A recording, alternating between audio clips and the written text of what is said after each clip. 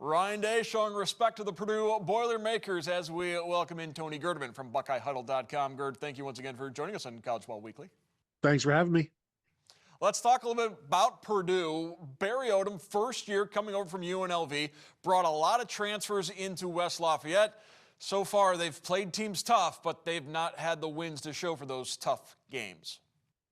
Yeah, they've made some opponents earn it, at least in the first half, and they keep fighting. And I think that's one thing that Ryan Day respects out of Odom and his team. And you saw that last year they were in the playoff hunt at UNLV until the very end.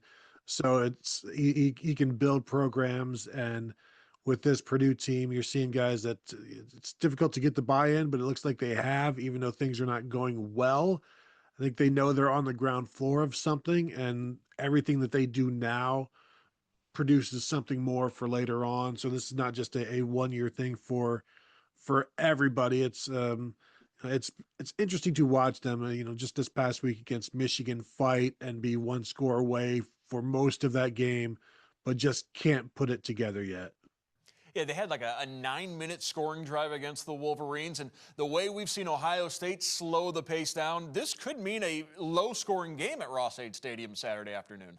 Yeah, I'm sure both coaches would take that. I don't think Barry Odom is interested in seeing Ohio State go out there and run a bunch of tempo and try to put up a bunch of points. So, when you go on the road, a lot of times it's get in and get out as surely and quickly as possible.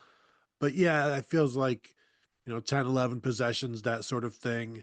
And if Purdue can convert their third downs and keep Ohio State off the field, then try to steal a possession here or there, just to maybe keep things interesting, and then also continue to build that confidence for the program. But Ohio State is operating at such a high level right now that it doesn't.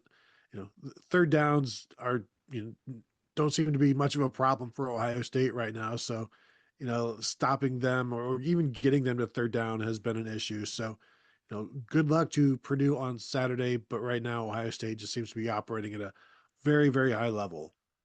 Operating at a high level, and perhaps an area of concern is Ohio State hasn't necessarily been tested. They haven't gotten that proverbial punch in the face yet this year. I guess you could say, particularly in the second quarter against Penn State, Ohio State maybe got a good jab to the nose with the Nittany Lions scoring 14 points and making it a 3-point game at the break. Is that the type of testing that you need to see for the Buckeyes?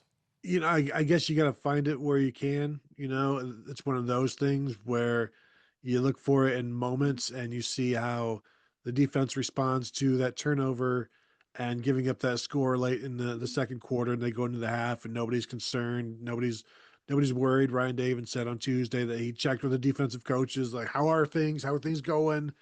And nobody blinks. And, it didn't seem to be a lot of concern that, oh no, we're in trouble here.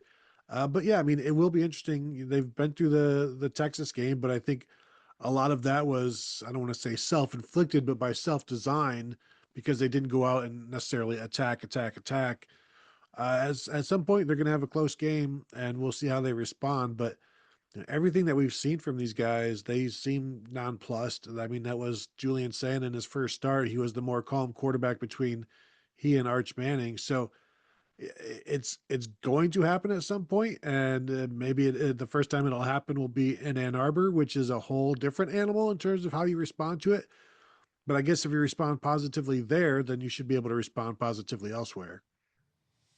Following the win over Penn State, Ryan Day, who continually says it's all about the team. If the team wins, individual accolades will follow. Said, you know what? We got two guys who should be up for the Heisman. And lo and behold, the next day, Ohio State launches Heisman Trophy campaigns for Julian Sayin and Jeremiah Smith. Yeah, two websites launched for those two guys. And, I'd say you couldn't afford 3 for Carnell Tate. You couldn't afford 4 for Arvell Reese. Like there's some other good guys, other award nominees that they'll have their own awards for. But yeah, with Jeremiah, everybody knows him, and Julian Sayin, everybody's learning about him. And he was a guy that was on some of the lists in the preseason just because he was going to be Ohio State's starting quarterback. So that automatically gets you on some of these lists. But he has shot way up. Now I think he's the favorite by many accounts. And the thing is, they don't even need to campaign for him. The Michigan game, and if there's a game after that, and the Big Ten championship game, that's going to be all the campaigning that really needs to be done for him because if he can beat Michigan and then go and beat, say, Fernando Mendoza, who was another Heisman favorite, then he's going to win the Heisman. And while that's nice, the bigger story there is that Ohio State beats Michigan and wins the Big Ten. And then the byproduct, as Ryan Day said on Tuesday, the byproducts are the awards. But the more important thing is winning. And when he was asked, like, is the Heisman important? He's like, well, it's all important, but it's not a priority. Even though I think any of us who have covered this game under Ryan Day have seen times where it's like, did they throw that touchdown just for the quarterback so that he could get some stats and he could get that attention?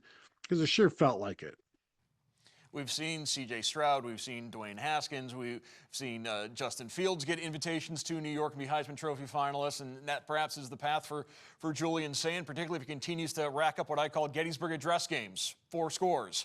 Had another one against Penn State with 4 touchdown passes. And Ryan Day on Tuesday talked about how Julian Sayin, who isn't the tallest quarterback, is playing bigger posture-wise in the pocket, and that's helping him see his receivers downfield. Yeah, he actually did talk about, like, well, if you just stand up straighter, son, and do that, you use your posture and you're taller. But he's always been a shorter quarterback, so he's always been able to figure out how to operate in the pocket. Maybe that's why is it the chicken or the egg, where like he's never been a big quarterback, so he's had to be able to operate and be comfortable in the pocket, or is he able to do this because that's just he's comfortable doing this and he doesn't he's not bothered by many things, but being able to just step around in the pocket, he's mobile enough, but he's very mobile in the pocket as he just sidesteps things and keeps his feet about him and then just zips the ball wherever it needs to go. From the Gettysburg Address to Groundhog Day, it seems like we've been doing this every year the last several years, where Ohio State's got an easy schedule going into November, going into Ann Arbor, going into the game. This year is no different. When you look at Purdue, you look at UCLA, you look at Rutgers, the 3 games before they play Michigan. None of those are exactly good teams right now. How does Ohio State stay focused? And I guess that's the number one task at hand for the Buckeyes. Well, and as Ryan Day says, it's always about Ohio State and competitive excellence and all of these coaching mantras that he has, where it's it's every day is the next thing, it's the next play, it's execution, and the thing, like, how you do small is how you do big, and all of these different things where you try to inculcate into the players, like, all of these mantras, they actually mean something, and as long as you can convince them that that's true, then it's easier to take games like this as seriously as they need to be. And then there is also the part where the NFL is watching everything you do as well, and that's maybe something downstream that they talk about. But yeah, like, you're also competing against your own teammates. You're competing for a job. Like, the level of competition at Ohio State is always significant. So if you ever have a bad day, ask Kendrick Houston. If you start out slow for the season, you might lose your job, and the guy that steps in might be really good at it. So there's always things that you have to consider. But then there's also the culture and the brotherhood and not wanting to let anybody down. So any number of reasons to play as hard as you can, not the least of which you only have 12 guaranteed games a year. Currently 2 Northwest Ohioans on the Ohio State offensive line. Finley's Luke Montgomery, Whitmer's Carter Lowe. Over the weekend, Liberty Center's Kellen Weimer verbally committed to Ohio State. And there almost was a 4th Northwest Ohioan on the offensive line. Don't forget, Mark Nave from Central Catholic, verbal to Ohio State, and then ended up going to Kentucky. He's now at Purdue, so he will get his chance to take on the Buckeyes this weekend. I want to thank Tony Gerdeman from BuckeyeHuddle.com for joining us. Gerd, thank you once again. Thank you for having me.